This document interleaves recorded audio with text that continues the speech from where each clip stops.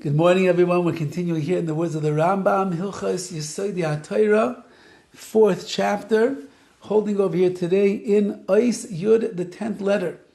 And he writes the following, Kol advar ma'elo ha'elu shedibarnu, be'inyan zeh, everything that we've spoken about until this point, regarding this idea of creation and the world and the elements, and now the neshama, the ruach, and the nefesh, Kemar midli heim, they are like a drop in the bucket, udvarim amukim heim, and they are very, very deep.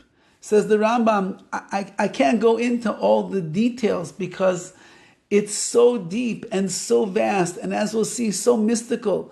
We're just doing the best to be able to give over the ideas. Aval einam kinyan oimek perek rishon v'sheni.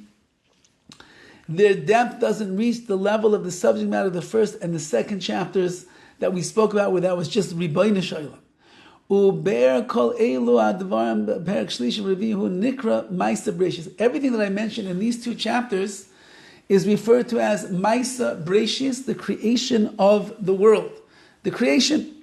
V'kachsi v'chacham harishonim, and our sages commanded us, shein darshim b'dvar ma'elu b'rabim, we're not supposed to speak about these things publicly. Ela la'adamecha ma'idin dvarim elu u'malamdin asan, rather you can teach them to an individual, and they can be taught to him, he should be informed about them. So ma'aser bereishis, creation of the world, of the entire universe, is something very mystical, very deep, and it's not something to expound upon in public. People might make mistakes, but to an individual student where you could explain it well, that would be okay. And that sounds like, according to the Rambam, it's commendable even, so people should have understanding of what it means that Hashem created the world. Now there's something called the Ma'aser Merkava.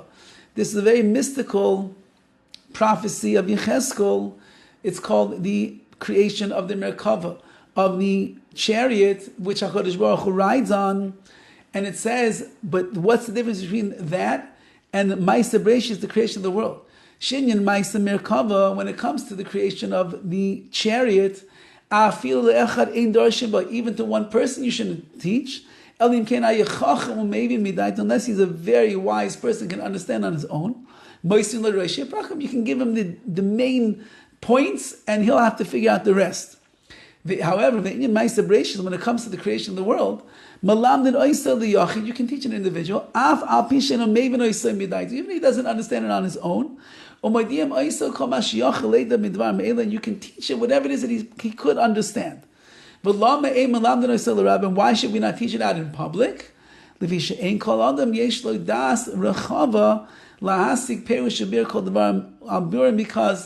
not everybody will be able to interpret and understand these things properly, and therefore you're putting yourself at risk that Ma'aser Bereishis, the creation of the world, is going to be misunderstood by the masses. And therefore take one person, teach one person, explain it to him, let him be able to expound upon it in his own mind and his understanding, so that he gets it clear, what does it mean that HaKadosh Baruch Hu created this universe and everything that's inside of it. Okay, we'll stop here and Mitzvah Hashem continue tomorrow.